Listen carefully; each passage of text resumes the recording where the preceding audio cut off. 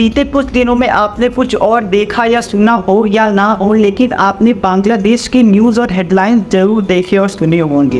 हम भारतीयों के लिए भी बीते कुछ साल ऐसे ही रहे हैं, जहां हम अपने आस पड़ोस के देशों में कई सारी सिविल वॉर, प्रोटेस्ट और वायलेंस होते हुए देखा है। बांग्लादेश के प्रोटेस्ट और वायलेंस की हालत बद से बदतर इस हद तक हो गई कि वहां की प्राइम मिनिस्टर शेख हसीना को उनका ही देश छोड़कर भागना पड़ा, क्योंकि इंडियन न्यूज एजेंसीज के जो हेडलाइंस होते हैं वो उतनी ही सीधे होते हैं जितने हमारे यहाँ की जलेबियाँ। तो आज की इस वीडियो में हम बहुत ही स्ट्रेट फॉरवर्ड और क्लियर रूप से समझने की कोशिश करेंगे कि बांग्लादेश में इतना प्रोटेस्ट और वायलेंस क्यों हो रहा है और इसके पीछे की एक्चुअल रीज़न क्या है। बिल्कुल भी ना घबराएं, हम किसी भी कॉम्प्लेक्सिटी में नहीं जाएंगे, कोई डेट्स और हिस्ट्री की बहुत ज़्यादा बारिश नहीं करेंगे, आपको बहुत ही क्लियर रूप में आपको समझाने की कोशिश करें। बांग्लादेश में ऑनगोइंग प्रोटेस्ट और वायलेंस को समझने के लिए इसकी बैक स्टोरी जानना बहुत जरूरी है, जिसके लिए आपको बांग्लादेश की फ्रीडम फाइटिंग के बारे में जानना पड़ेगा। तो हमसे पार्टीशन के बाद पाकिस्तान के दो जियोग्राफिकल लोकेशन थे, एक वेस्ट पाकिस्तान जो आज में एक्चुअली पाकिस्तान है और एक ईस्ट पाकिस्तान जो आज का बांग्लादेश है। पर हमसे पार्टीशन के टाइम में दोनों ही जियोग्राफिकल लोकेशन पाकिस्तान के अंदर आते थे, यानी पाकिस्तान की ही कंट्री थी, बट दो अलग अलग जियोग्राफिकल लोकेशन पर थी। अब कहने को तो ये दोनों एक ही कंट्री थी, पर दोनों कंट्री में जमीन आसमान का अंतर था और डिस्क्रिमिनेशन की हदें सारी पार हो रही थी। जितना भी फंड और डेवलपमेंट था वो सारा वेस्ट पाकिस्तान के ऊपर ही यूज होता था और ईस्ट पाकिस्तान को इसी की वजह से बहुत ज़्यादा डिस्क्रिमिनेशन फेस करना पड़ता था। अब जब इलेक्शंस होते हैं वहाँ पर तो वेस्ट पाकिस्तान की जगह ईस्ट पाकिस्तान की पार्टी जीत जाती है, जिसका मतलब होता है कि अब पावर सारी ईस्ट पाकिस्तान के हाथ में आने वाली थी। पर वेस्ट पाकिस्तान को ये चीज़ मंजूर नहीं थी और उन्होंने रिजल्ट को मानने से इनकार कर दिया।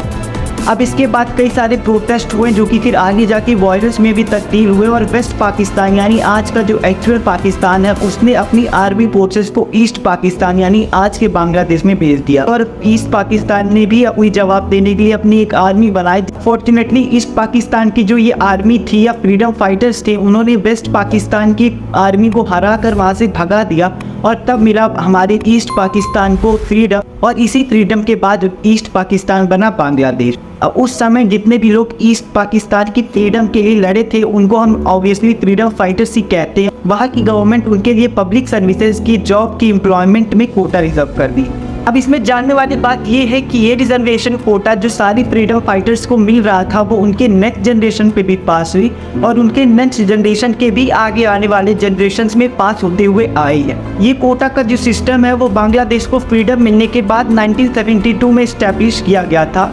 2018 में फिर इसको ब्रीफली हटा भी दिया गया था,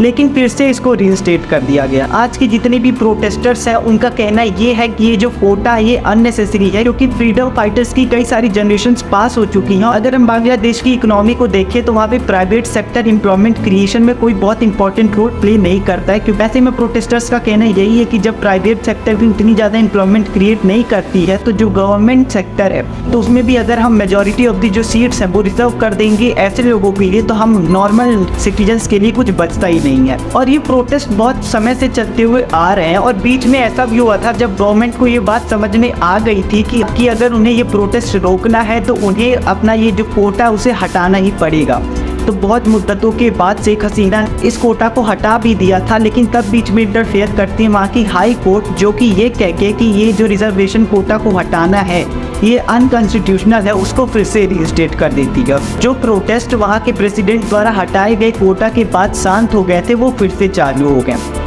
और अब इस पूरे मामले में आग में घी डालने का काम खुद प्राइम मिनिस्टर की स्पीच ने किया, जहां उन्होंने अपनी एक स्पीच में ऐसा बोल दिया कि अगर हम ये कोटा फ्रीडम फाइटर्स के जनरेशन्स को या बच्चों को नहीं देंगे तो क्या हम रजाकार्स के बच्चों को देंगे। अब रजाकार एक ऐसा टर्म है जो कि बांग्लादेश में बहुत ही बुरा माना जाता है, क्योंकि ये उन लोगों के लिए यूज किया गया था जो थे तो ईस्ट पाकिस्तान के ही, लेकिन जब वेस्ट और ईस्ट पाकिस्तान में लड़ाई हो रही थी तो वो वेस्ट पाकिस्तान की तरफ से ही लड़ रहे थे। पर्टिकुलर स्टेटमेंट आने के बाद ही जो प्रोटेस्ट था उसने एक अलग ही मोड़ पकड़ा और अब तक वहाँ पर ऑफिशियली और अनऑफिशियली बहुत सारे लोगों और स्टूडेंट्स की डेथ हो चुकी है। एडमिनिस्ट्रेशन एंड गवर्नमेंट ने भी सारे प्रोटेस्ट का जवाब वायलेंस से ही दिया। ऐसा कहते हैं कि बहती गंगा में हाथ हर कोई धोना चाहता है, तो हमने इस पूरे पर्टिकुलर प्रोटेस्ट और वायलेंस में एक कम्युनल एंगल भी देखा, जहां ये खबरें सामने आई कि बांग्लादेश के कई सारे हिंदू माइनॉरिटी के घरों और टेम्पल्स पे कई सारे लोगों ने हमला किया और वहां पर भी वायलेंस करके उनके घर और टेम्पल्स को तहस नहस कर दिया।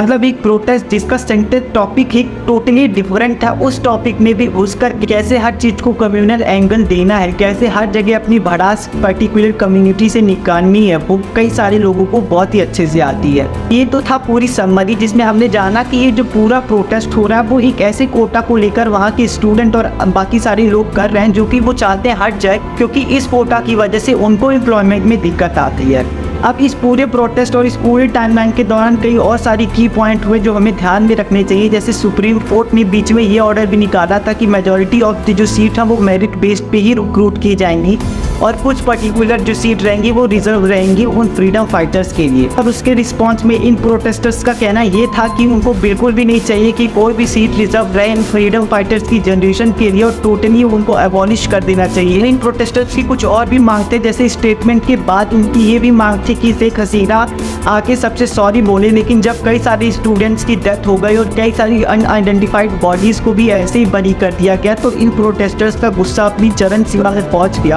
और तब इनका मांग था कि शेख हसीना जो है वो वहाँ की प्राइम मिनिस्टर जो पद है उससे रिजाइन कर थी। बांग्लादेश में चल रही प्रोटेस्ट और वायलेंस की एक समरी आई होप कि आपको बहुत क्लियर लगा होगा। वैसे तो ये टॉपिक बहुत ही कॉम्प्लेक्स है और अगर अच्छे से समझे तो एक बहुत ही लंबी चौड़ी वीडियो बन सकती है। आई होप कि आपको ये वीडियो अच्छा लगा होगा। भारत को भारतीयता के आधार पर उभारने की हमारी इस यात्रा में हमारा साथ दें। हमारे चैनल को सब्सक्राइब करें और हमारी वीडियोस को अपने दोस्तों के साथ शेयर करें। फिर मिलेंगे किसी ऐसे ही वीडियो के साथ, तब तक के लिए जय हिंद जय भारत।